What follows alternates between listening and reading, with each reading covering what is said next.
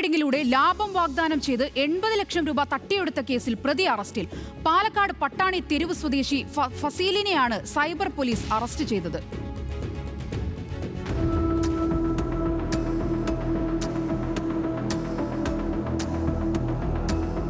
പാലക്കാട് കൊഴിഞ്ഞാമ്പാറ സ്വദേശി നൽകിയ പരാതിയിലാണ് പട്ടാണിത്തെരുവ് സ്വദേശി ഫസീലിനെ സൈബർ പോലീസ് അറസ്റ്റ് ചെയ്തത്.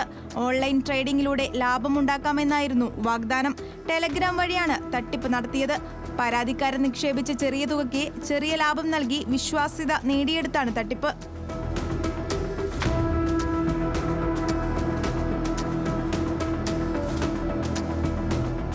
ചെറിയ തുകയ്ക്ക് ലാഭം കിട്ടിയതോടെ വിവിധ ഘട്ടങ്ങളിലായി 80 ലക്ഷം രൂപ നിക്ഷേപിച്ചു.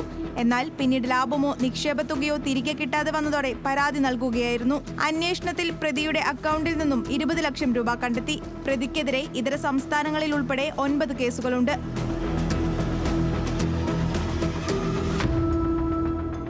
ന്യൂസ് മലയാളം, പാലക്കാട്.